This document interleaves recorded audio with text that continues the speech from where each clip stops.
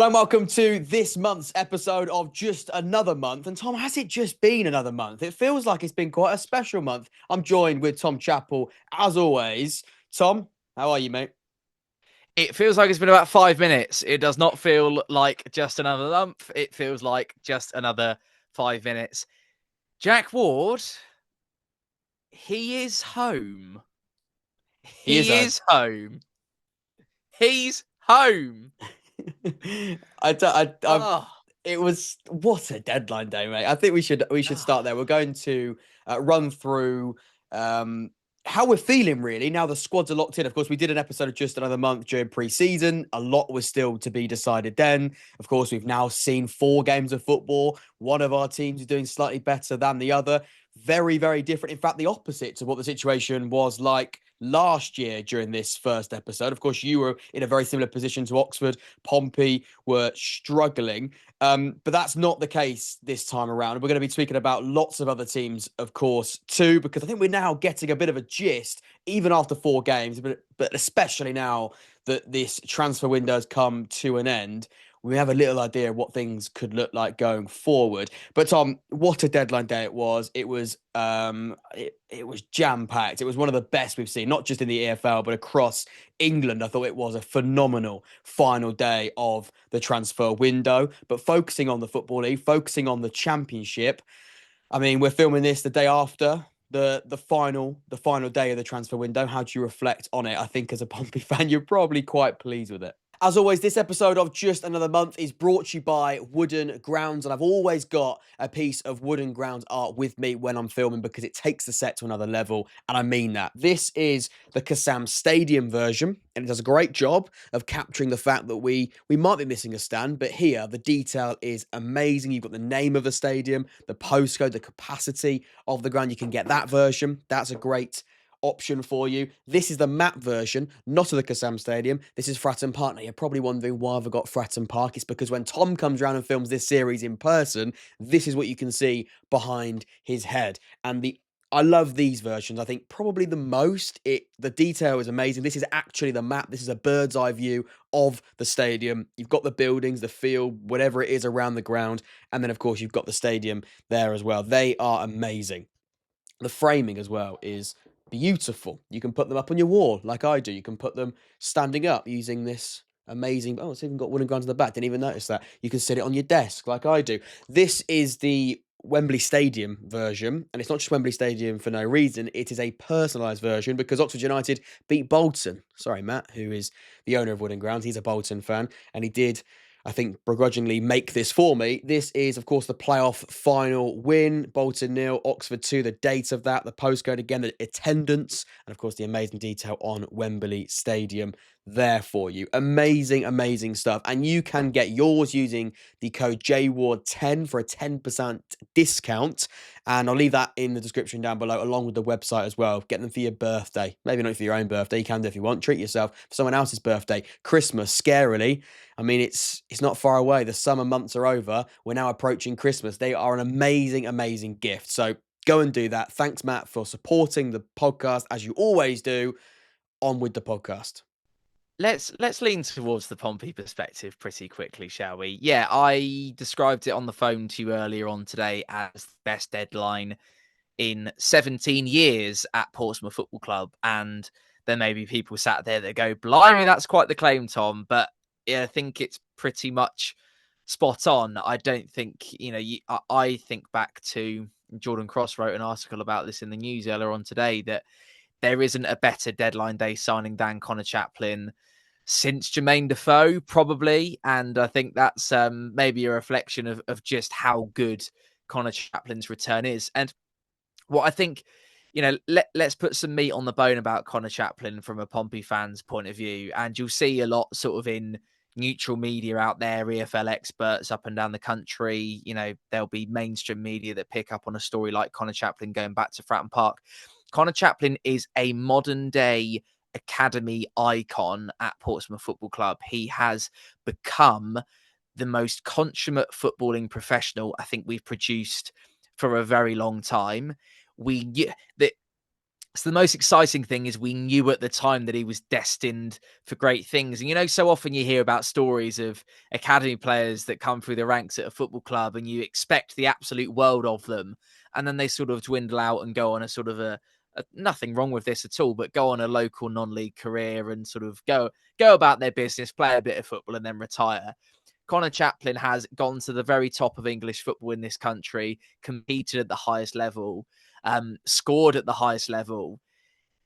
I remember being sat there on the day that he made his debut in that number 36 shirt in a job site Sondico Pompey kit, Jack, and it was, believe it would have been a midweek cup fixture. Don't quote me on that, but I've got the image in my head of, bear in mind, this is, 10, 11, 12 years ago, maybe. So not quite as, not sharp as I used to be, because that would suggest that I'm old, but the memory isn't quite as strong as it would be if it maybe, say, happened last week, right? So I remember it distinctly, watching him getting ready to come on, because he came on as a substitute that night. And I remember it really, really well. So, yeah, I think that maybe gives you a little bit of an idea. From academy to icon is probably the best way to describe it. I think it's obviously an emotional one for a number of reasons. I've outlined a couple of them there, but it's also a really, really quality addition as well. Take the emotion out of it, take everything that it comes with, which is really hard to do from a Pompey fan's point of view. But it's a really, really good acquisition. And actually, and you touched on this in your video last night, and don't feel like you need to make the point again, but it's a real John Messino signing, isn't it? It is. I think it's one of those where sometimes, in a weird way, and I don't want to sort of take the limelight in when talking about it, but it gives sometimes, as a neutral fan, the opportunity to look at it from a footballing perspective and sort of take that romantic side of it away a little bit. And that's what I tried to do in the video, as much as I highlighted the point that this is such a well-written story, but one that at the same time you couldn't really write, with his first game potentially most likely being the South Coast Derby as well. Again, those are the sort of things that you just can't really write. But if you look at it from a footballing perspective, I think it is a brilliant addition for Portsmouth, and it fits the mold, it fits the style, which is really important. Because again, you don't want to sign a player that was amazing for you a long time ago and bring him back for the sake of it and almost tarnish that reputation, because we sort of see that quite a lot when teams sort of re-sign a player and you sort of go, that's amazing, and it doesn't really fit. But actually, I think Connor Chaplin, it fits and ticks all of those boxes. It is a really good signing on a romantic fairy tale level, but it's also a fantastic fit from a footballing point of view as well, which I think is equally important, especially because I don't think Pompey can take chances with signings. I don't think you can just do a signing like that for no reason, or just because it is Connor Chaplin. You've got to make signings that are going to improve your squad. And that moves us on really nicely to the questions that we're going to ask today. And what we wanted to kind of do with this video, this edition of Jam, is not press the reset button, but we're kind of looking at it with a fresh pair of eyes, in terms of the window's now shut and we can now sort of, and I don't want to use the term wipe the slate clean, because I think an awful lot of what we said in last month's Jam is still really relevant and will really resonate today. But we do have that 4 games, and we were kind of going into it blind last Jam, weren't we? But we do have 4 games to evidence in terms of how the start's been. I think we were all expecting Sheffield Wednesday not to particularly be a front runner from the off. I don't think we're expecting them to put quite as much of a fight up as they have done. And I mean that in the nicest possible way. I don't mean to sound or come across condescending in me saying that. And this is no disrespect to you, I don't think Oxford United fans were coming into the season thinking that they were going to compete in the top end of the league, but we certainly didn't want you to be competing right down at the bottom. We wanted there or thereabouts from last season and progress from that if we can. Derby, an interesting one. Sheffield United is probably the most interesting, because for whatever reason, and there are many reasons, it has not gone well at all. And we spoke about the way in which Sheffield United have conducted themselves in the window earlier on today. Ruben Selles cannot sit there now and say that he hasn't been backed, because he absolutely has been. And I think, and I haven't had a chance to watch your video yet at the time of recording, it's only just come out, but you've crowned sort of window winners, etc., etc. In terms of a window, Sheffield United have had a really, really strong one, and some of the acquisitions they've made have been top tier. obviously they would expect to make top tier acquisitions. They aren't the sort of bits of business that you'd associate with a team that are right down there at the bottom end of the Championship right now. So that's an odd one. Jack, on Derby and Blackburn, there's obviously the John Eustace factor in there, and a lot of the signings have had a bit of an underscore of John Eustace about them. How do you assess the start that those two have both made? Yeah, I think when we look at the bottom end of the table, I think Derby have will look at those first four games and go, if only we'd have had a few more of those players fit. I think that there has been a bit of an injury A problem. lot I of think injuries, yeah.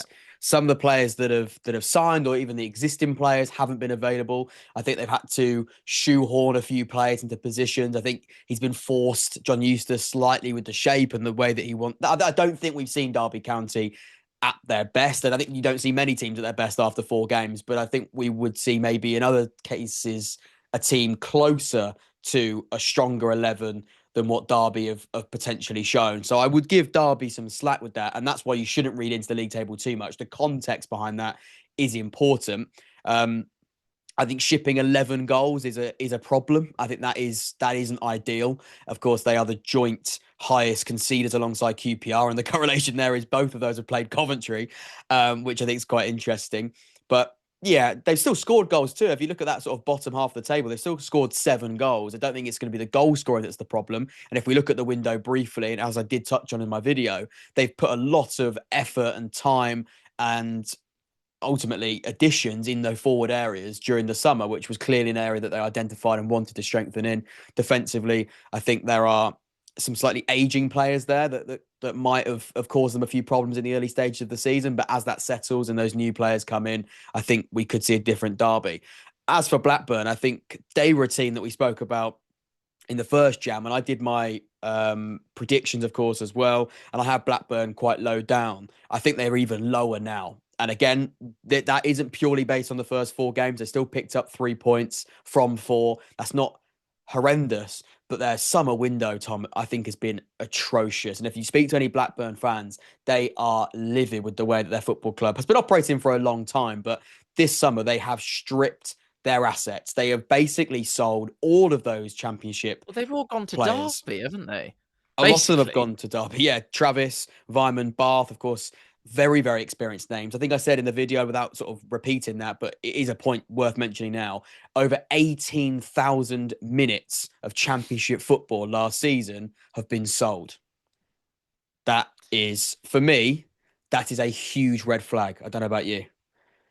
Yeah, and I mean it's difficult because you wanted to base this on less of a window chat and more of a kind of what we've seen in the opening month, and Blackburn's solemn points and solemn win comes away at Hull City, where that I mean, I watched bits and pieces of that one, and they were obviously well deserving of the 3 points. A 3-0 away win tells you that. The rest of the opposition in there, you're looking at Birmingham on home soil. You're looking at a trip to the Hawthorns, which, I mean, we were very lucky to get away with a point. I say lucky, we were deserving of a point, but I think it could have gone a completely different way on the afternoon. And there will be very few teams that I think leave the Hawthorns with anything this season. And then you've got a new look, resurgent Liam Manning Norwich side in there that they were beaten at the weekend just gone. So, in terms of a sample size, you're looking at it and you're thinking, well one solemn win against, a team that stayed up on the final day at Fratton Park last season and look like it's going to be the same sort of assignment for Hull City next year.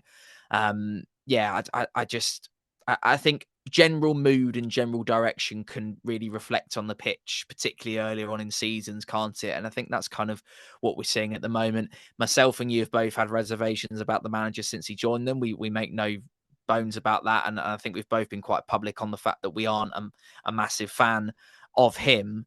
And I think that there's that added tinge of the former manager in John Eustace going to Derby, and then an awful lot of the talent that he was operating with at Blackburn then follow him there as well. So, look out for Derby against Blackburn on the calendar this season. That could be quite a tasty one.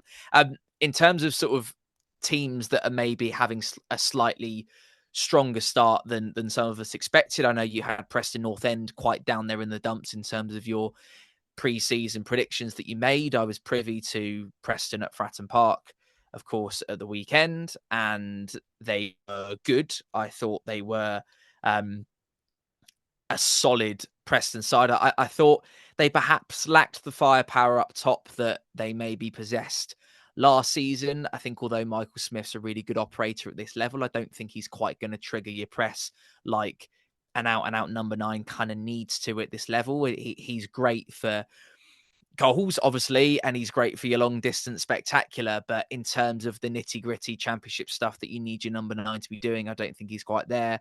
I quite sort of infamously said on Three Lads in the Pub the other night that Daniel Jebberson couldn't hit a barn door with a banjo, and luckily that didn't come true when he played us on Saturday. He came close on a couple of occasions, and I think there's a little bit of needle there with Regan Poole. But for a man that we were linked with before his move to Watford, I think Preston's social media following the game at Fratton Park tells you everything you need to know about Daniel Jebberson. But aside from that, that's all the bad stuff out of the way, because they've beaten 2 teams that you would expect to be right up there challenging for it come this time in May. You've got a fantastic home win against Leicester, and then followed up with another home win against Ipswich. And look, both teams had their chances in those games. There's no denying it. Leicester scored against Preston, and Ipswich, okay, is that a 0-0 game if the referee doesn't give a dubious penalty? Who knows? Preston North End fans will say, well, no, because he gave it, and that's the result, and there you go. And that's absolutely fair enough. So, yeah, no matter how you dress it up, those are 2 seismic victories earlier on in the season for Preston North End side. And a point on opening day at QPR is absolutely not to be sniffed at whatsoever either, because that will, again, I deem that a place to be somewhere that is going to be very difficult to get anything out of this season. So, yeah, impressed from a Preston point of view so far. They have a pretty much identical record to Pompey, and I would describe Pompey's start to the season as a really decent one. So in that tone and in that same breath, I think you've got to describe Preston as the exact same. What does that bottom 3 now look like for you? You didn't do a predictions on your channel this year, but if you were going to look at it as the 3 teams and the 4 games we've seen, alter that, or where do you stand with it? Because I didn't have Oxford in my bottom 3. I don't know whether or not I could bring myself to do it. Although I think it's going to be very tight, and we're definitely going to be down there. I had Hull City in my bottom 3. Now I think, again, I don't want to go in again. It's dangerous because we've only seen 4 games, and trying to base the predictions after such a small sample size is just silly. But I think Hull City have been better than I thought, to be honest. In an attacking sense, they've been much better than I thought they would be. I have Preston down there; they're looking pretty good. How are you feeling down the bottom? I mean, Sheffield United at bottom of the table. I presume we're not going to put Sheffield. You're not going to go overboard on Sheffield United. Sheffield United, that's going to change quite quickly. I think they will be moving. They will be the movers, and I know it's 4 straight defeats, and it's no points whatsoever, and it's 7 let in. They've scored a goal in the Championship this season, Jack, which you do not associate with Sheffield United in the Championship. Maybe their Premier League record, you could argue that if this was 1 tier up, you'd maybe say, okay, that's probably about right. But not in this division, so that will change. I think Sheffield Wednesday. God, blimey, don't get those 2 mixed up. Sheffield Wednesday are obviously in a predicament that's been well documented on this channel, and I'm sure well documented on other things you've watched. So we don't need to go into too much detail on there. I think they're one that are down there for me. I'm going to sneeze. Edit that bit out. Thank you. It's been a long day. They always come in pairs as well. That's the main thing. Ipswich are obviously not going to finish 20th. We all know that. I don't want to throw one of my best friends' teams into a relegation fight right at the start of the season, but unfortunately, and given what I saw firsthand, I think, and I can't sort of pretend to have watched 90 minutes of Oxford United post them playing us, but I think the only real threat that we were basically worried about was your set piece delivery from a throw-in, which we sort of managed to skirt around slightly, and maybe on another day you score a couple from those long throws. But yeah, I assume that in an attacking sense, there's more to offer, and you probably tell me a little bit more. I think Blackburn are down there for me, certainly. I know you're saying Hull City are better. That's to be seen for me. Wrexham, I think it was. Oh, we did Wrexham obviously in the first jam, and I wasn't convinced, was I? I had this. No, this was before, and this is the perfect reason why we're doing this chat, is because if you go back and watch the first jam we did a couple of months ago, I was not impressed by that Wrexham squad. I thought it was aging. I thought it was just a bit mediocre. But what we did say was, and it has come true, Wrexham, they've got a credit card, and if they want to spend it, they can spend it. And if you look at that squad now, I mean, I think they signed 11 players, and as you'd imagine, all 11 of those players pretty much walk into that starting 11 instantly. It's around about £35 million, I think they've spent this summer, which for a team coming up from League One into the Championship is completely absurd. It goes against, I mean, okay, Birmingham City, hello, I know, but it goes against everything that you would expect a team coming up into the Championship to do. Let's wind back the clock, Jack, and ourselves, yourselves, and Derby. I'd be amazed if Pompey spent £5 million that summer, and I don't think Oxford would have spent, or Derby would have spent, an awful lot more coming up into the division either. So, for 35 million big ones, or rumoured to be 35 million big ones, to be just slapped out on the table. And I don't know whether it was me or you, but I think collectively we did make the point, didn't we, that I don't even think Wrexham had really got going yet when we recorded that last episode. We had the likes of Ryan Hardy as a deal that we were sort of like, okay, that's a nice one. But other than that, it was sort of the old celebrities of the EFL that had all gone and joined the Hollywood party, hadn't they? That was all it was at the time. And then all of a sudden, you're looking all over that pitch and you look at the level of quality that has been signed. Wrexham are not finishing... Well, I mean, 15th, I don't think is a bad debut season back in the Championship, but they're absolutely not looking at that whatsoever. They'll want to be an awful lot higher. I mean, it's one of those. It's so tricky because, again, we're looking at that. We're looking at the teams that are in and around the mid. I mean, we had a few. Like I was unsure about Watford, and I think their window now it's shut. I think they've had a fantastic window. And if you go and watch my video, I was very, very excited about what they've done, and I think they've been steady. To be honest, I think they've been much steadier than we thought. And then we move up the table slightly, and we speak about. I would say finally on that whole have impressed me, but we know that teams can start better than we think. Or thought they would do, and then very easily you can get dragged into it. Charlton, another one as well. I speak as my good friend Ryan, and he did say, although all the noise going into the season was, this is such a competitive league, there's going to be so much quality. I'll be honest, and I do agree with him. I think there's still going to be a chunk of teams that I think are going to be dragged into. I think there's going to be a big chunk of teams that I think are going to be down there, and trying to work out which chunk at the moment is, of course, impossible. And unfortunately, if you are a Sheffield Wednesday fan, I think it's probably fighting. It sounds crazy after 4 games, but I think we're comfortable enough, unfortunately, with the way that Sheffield Wednesday are. I think it probably is 2 places alongside them. But again, identifying those other 2 is very difficult. My gut right now says I think Blackburn, and I just don't want. Anyone but Oxford is going through his head. That's yeah, because if this question was asked to you at home and to you, Tom, probably deep down, if I wasn't on this call, it would probably be Blackburn, and I think Oxford United would be in there. I'll leave it at that. I'm not. I saw enough in the second half against Coventry to think that we're not going to be as bad as people might think. Do I think we're going to be in a dogfight all year? Yes, but please, everybody remember, that was going to be the case whatever happened. We were always going to be in a dogfight. And if you look at our fixtures, I mean, a loss at home to Portsmouth, I know you've had a good start, but that can't really happen. Losing to Hull City can't really happen. It did happen. No, but it can't in the sense that if you want to stay up, you want to be kind of winning those we need games, to be more competitive than that at home, is what I'm trying to say. And I'd be saying the same if that was Pompey, if it was Preston, if it was, I don't know, QPR, Hull, whatever. If you look at the whole game away from home, 3-2, that was just one of those games where, that was just defensively we were a shambles, but it was just all over the shop. Birmingham away, I think more teams are going to go to Birmingham away this season and concede more than just the one that we did. And then I think Coventry, teams are going to lose to Coventry this season, and we got a point. So you can spin it however way you want to spin it.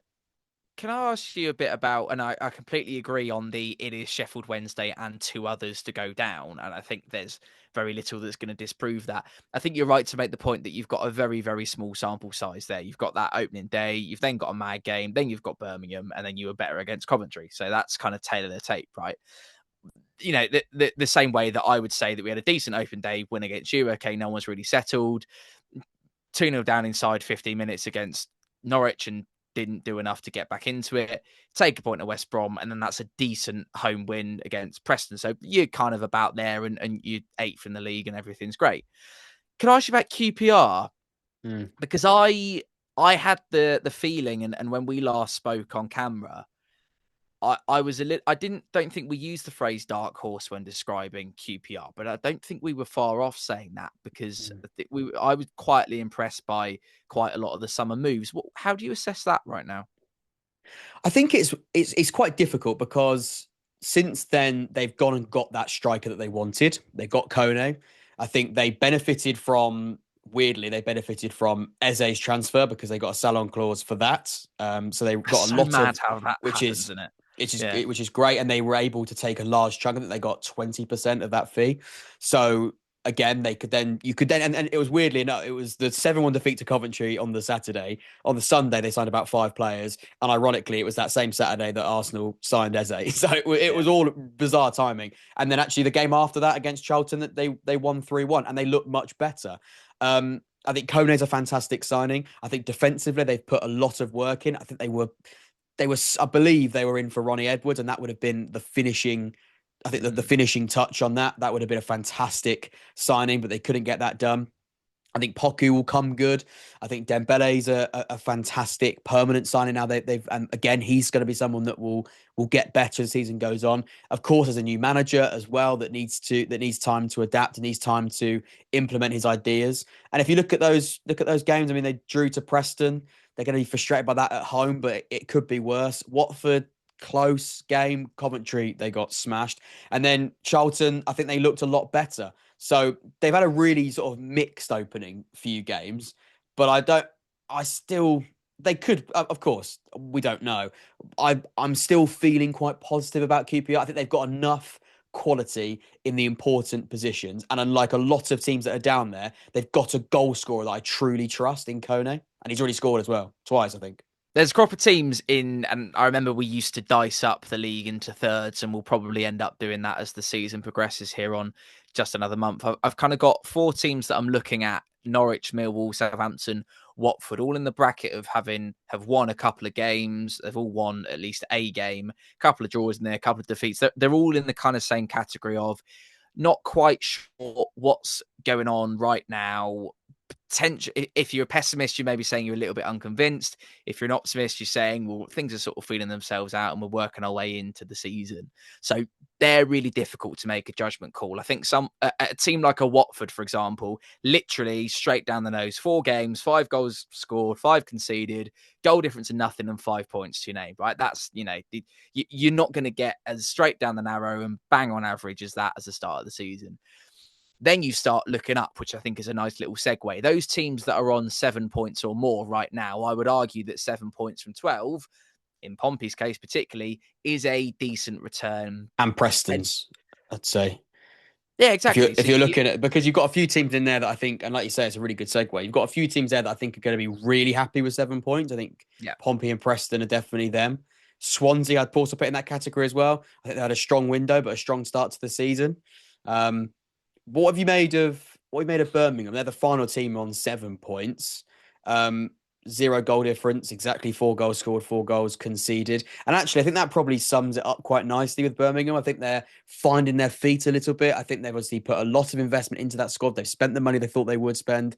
Their squad's in a very, very good shape. But you can spend that money, you can add those players to a team that have very, very glamorous ambitions, but it still has to take time to sort of come together, doesn't it? I think that it's one of those where everyone's going to go, well, they signed all these players, they spent X million amount of money, they should have won every single game. But actually, it's a case of patience is fine. It's a long season. I still think Birmingham are going to be fine. I really do.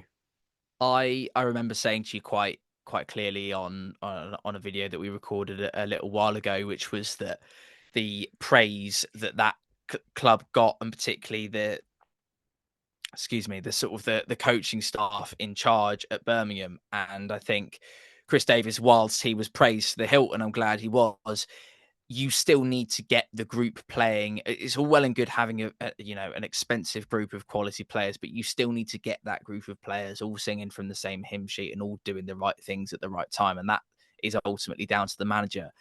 The way I would describe Birmingham City's start to the season from the outside looking in, particularly given what I had already set my expectations for Birmingham, is probably just about what I would have expected. I think, that's a really good point on opening day against Ipswich. And, that was a ferocious night and a real sort of, there was so much first game going of the on season that as well, night, Tom. wasn't It's there? it was Exactly. the curtain raiser, and that's not an easy game, by the way. Like, no, not at all. I mean, Ipswich itself isn't, and then people will go, well, look where Ipswich are now. Fine, but I almost think you sometimes have to remove whoever you're playing. If you are the curtain raiser under the lights on a Friday night, and also you're playing you're a newly promoted team playing against a recently relegated team. That's almost I like to call it an anomaly fixture. It's one of those where it could be anyone, and it's a weird game to talk about. They could have won that game, Jack. They could have won. Very nearly did.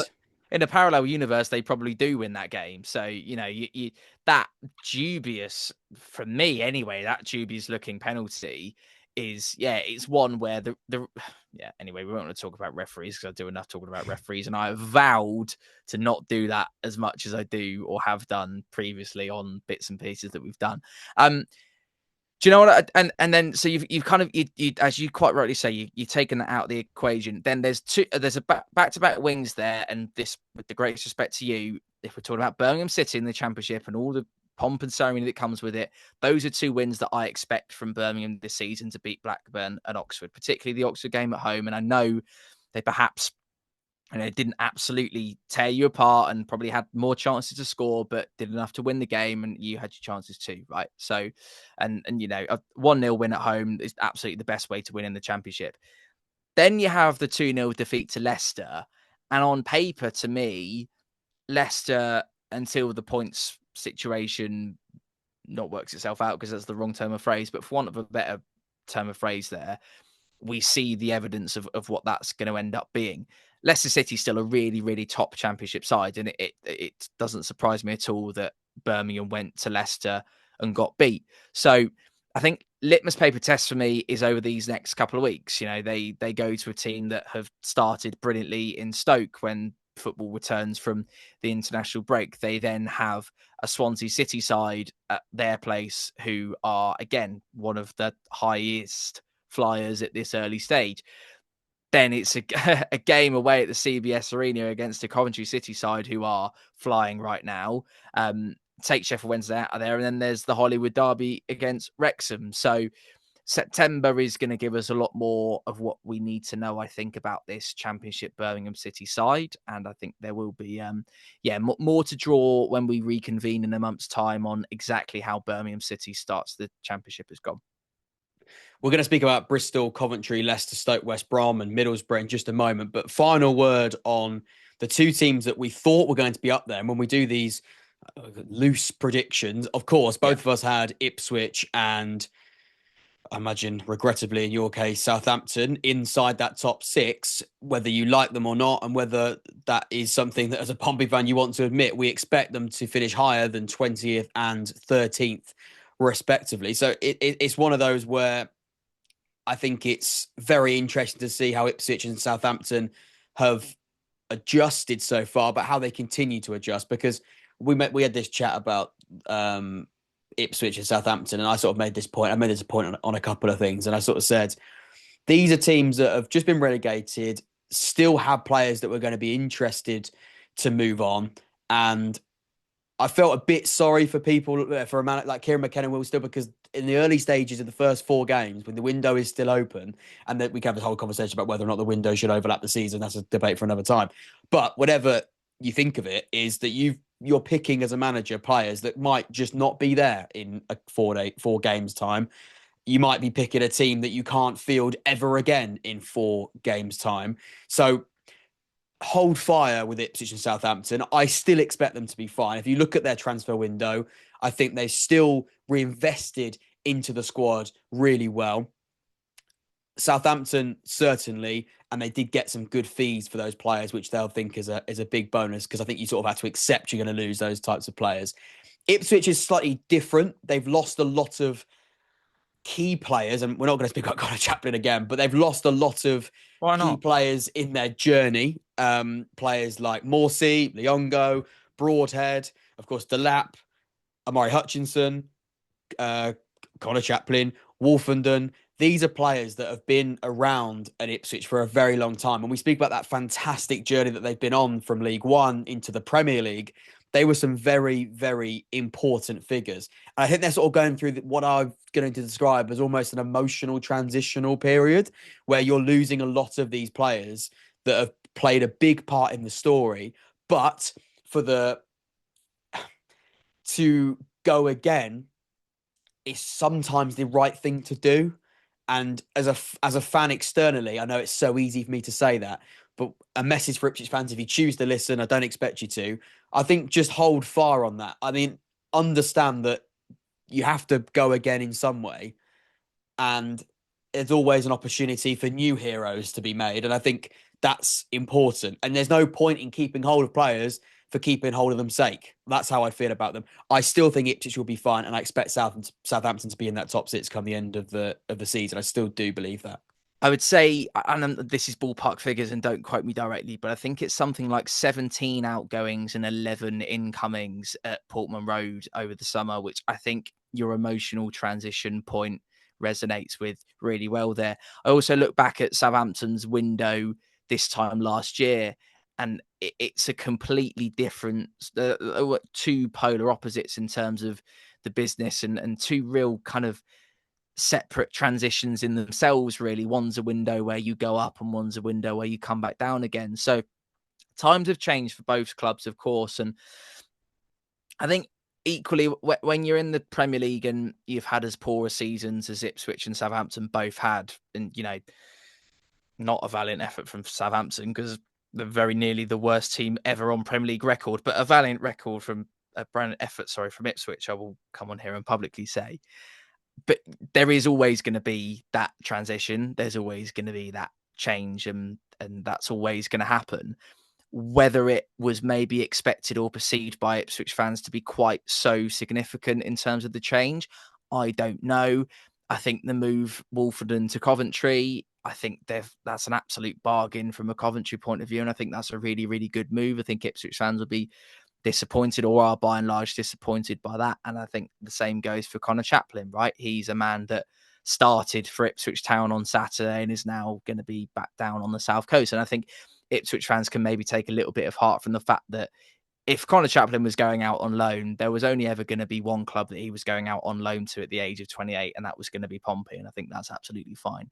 In terms of where they are on the league table, I think, and I spoke about it earlier on, Southampton in that bracket for me of unconvincing, and probably unconvincing is the word that you'd most associate with their performance at Portman Road. I didn't think there was, it looked like two good teams, don't get me wrong, and two teams that are going to be competing at the top end, and we know they both are, but I don't think there was anything absolutely dazzling and glorious about either Southampton or Ipswich that day that made me think, blimey, the rest of the league's in serious trouble and no one's going to get anywhere near them. So, and maybe that wasn't going to be the case anyway. So that's kind of how I read the situation with both of those. Let's talk about current top end championship high flyers. One thing I will say, so about the top six, as you've nicely moved us on to, 4 out of the 6 teams that are currently in the top 6 have gone into this season with a new manager, which I think is really, really interesting. Schubert at Bristol City, of course, Martin Cifuentes at Leicester, Ryan Mason at West Brom, and Rob Edwards at Middlesbrough. So clearly, new managers coming in, making a difference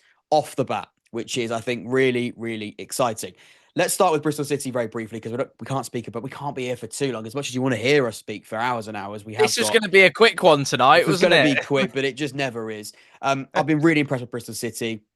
I think they've approached this season really refreshed. They look like a really nice, well-built unit. Their transfer window, now it's closed, I think is one that, and again, I don't want to spoil too much of that video, but I think hopefully you've already watched it. We spoke about the fact that they've not added loads and loads, but the business they have done is really clever. Emil Rees has come in. He's already made such a difference. You're then adding to the likes of Scott Twine, that has already looked like a great player at this level and continues to look like a player in the system that Struber's implemented. I think they look great. Mehmeti as well, fantastic. Randall's come straight into that midfield. Of course, you've got Bird and Knight. Again, you're adding little bits of quality on top of what was already a good squad. And it's quite nice to see a team not do a huge overhaul. I just did a video, of course, talking about the window, and it sort of feels like, oh, this team have signed 11 players. This team signed 13 players. Bristol City, I don't think it's any more than like 5.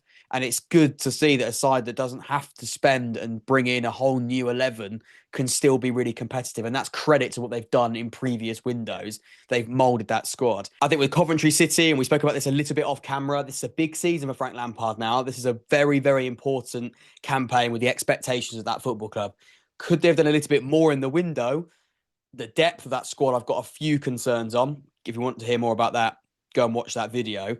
However, what can't be denied is that starting 11 is extremely strong. And last season, not a free hit, but he came in, replaced Mark Robins. Ironically, he's now in the top 6 of Stoke City. Replaced Mark Robins and, of course, got them inside the top 6 and missed out on a playoff final, losing to Sunderland in the semi-final. But now, from the off, Coventry over the last couple of years have had slow starts and just about made it. And then, of course, fallen short because they've been playing catch-up. I think this is one of the best Coventry starts, to be honest, and I think that's important. They did draw against Oxford United. Was I impressed by them? First half, I really was impressed by them. And going forward, the one thing I will say about Coventry, even in that 2-2 draw, going forward, they always looked a problem. And that was something that, if you just look at their starting 11 and look at the attacking players they've got, that's expected. Are they still a little bit, again, I use this word carefully, but it's the word that comes to mind, a bit flappy defensively at times? Yes, I think they could be a little bit better in that. I mean, they sort that. They go some way to sorting that. I think he does. I think they were crying out for another defender. I know that they were mentioned or linked to Cashin. He went to Birmingham. I know they were really after Charlie Hughes at Hull. They kept hold of him. Of course, Hull City, they didn't get that.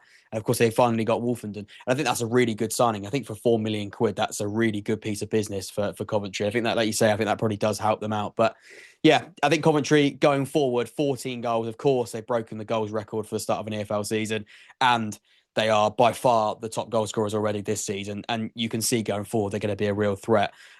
I'll go with Leicester, and then Tom's going to finish off with our brilliant front three so far. You've seen West Brom, of course, as well. Leicester City, I think, again, if you just told me, Tom, that Southampton and Ipswich are going to be lower than Leicester after 4 games, I wouldn't have been shocked, but I wouldn't have expected it necessarily. If I was predicting it, I wouldn't have done.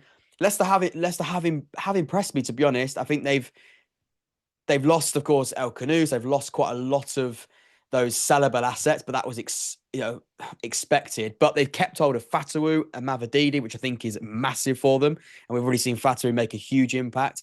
And actually, if I was going to redo those predictions, I was almost sort of presuming that Fatawu might go and a few more of those players might depart. And also, I didn't think they were going to sign 3 players. And on deadline day, they've been able to bolster that squad with Jordan James, for example, who's joined the football club, and Ramsey on loan from Birmingham as well. Looks like a really exciting player. They signed a striker from from Holland, which I think, again, I can't pretend I know a lot about him, but he's played in the Champions League. He's got a good pedigree over there. They've definitely been able to bolster that squad and kept hold of more than I thought. Martin Fuentes already in the Birmingham game. Don't think they were outstanding, but I thought they were good. They were good to beat Birmingham and took their chances. So if I was going to redo those predictions, and if we're doing our final predictions, if you like, I'd put Leicester much closer to that top 6 than I thought. I know it's only 4 games, but I've seen a lot of positives from those forward players. And I think that was my concern. Tom, hit us with Stoke City, because they've refreshed that squad, and it was important for Mark Robins to start this season well, because Stoke have been just a bit meh for a long time. And it's quite refreshing, I imagine, for them to see themselves inside that top 6, getting 9 points out of 12 and feeling a bit more positive about things, I think, at the moment. Yeah, because there's not, and we've spoken about this at length, there's not been an awful lot to shout about positively from a Stoke point of view. And they actually break the mould a little bit from the other fast starters in the Championship. You've outlined it really well there. Both Coventry and Bristol City have incredibly settled squads that have had little bits of tinkering done to them, and by and large is the same starting 11 from last season. that isn't, it is to a certain extent with Stoke, because there's still some recognisable names in that starting 11, but that is a squad that's had a little bit more of a repair job done on it. I think it is, Mark Robins did not make a fast start at all this time last year with Coventry, and that was probably ultimately the reason that he led to get the sack. But I think a fast start has sort of got his fingerprints written all over it.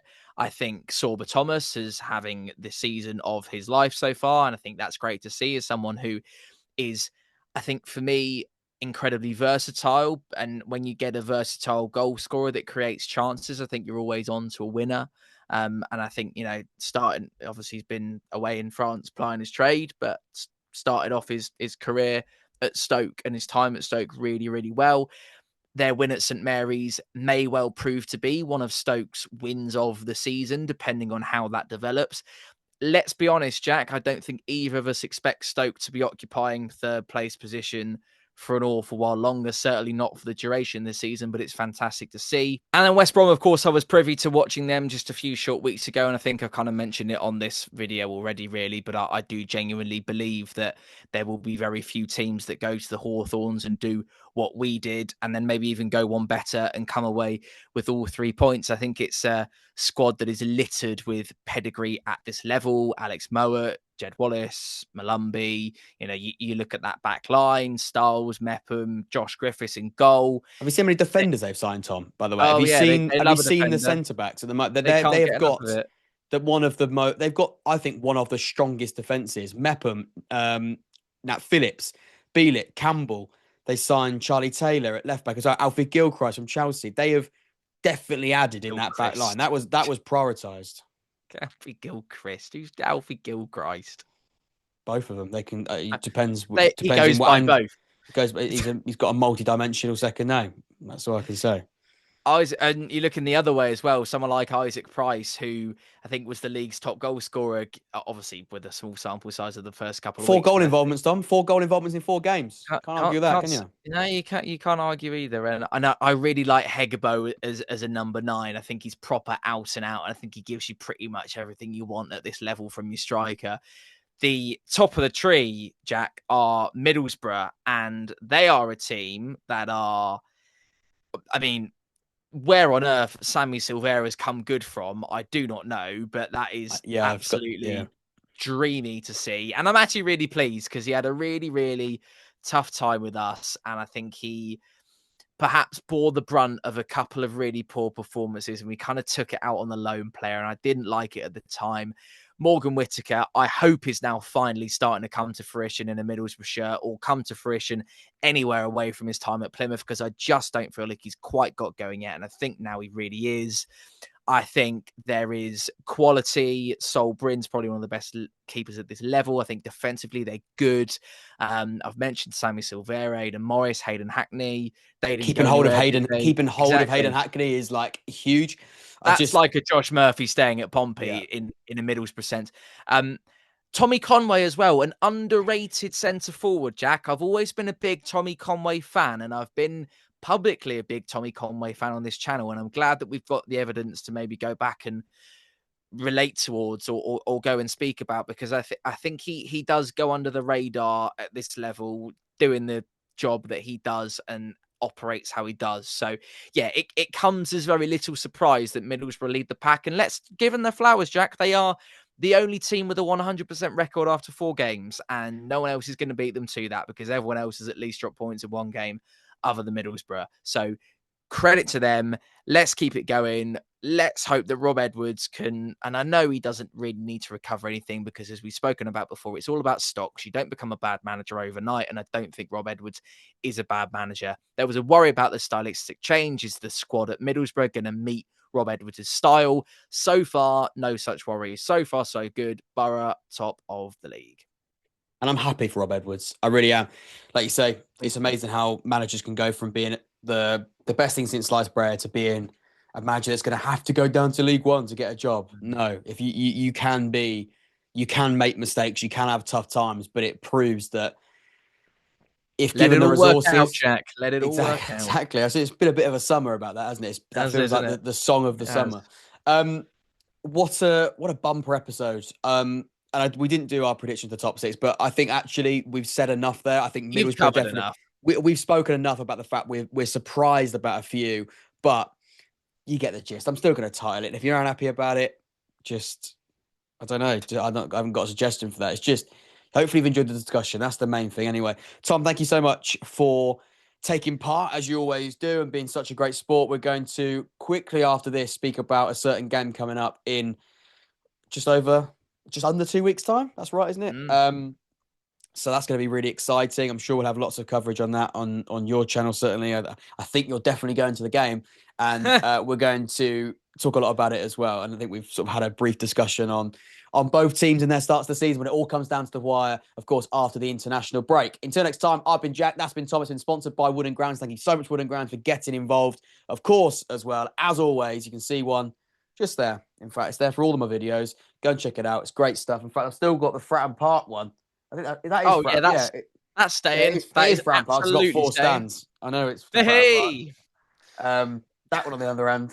I like how that one, the Kassam one, has only got 1 stand showing. I like it how it sort of captures the almost what's going on there. But yeah, amazing stuff. Until next time, I'll see you and we'll see you very, very soon. Take care.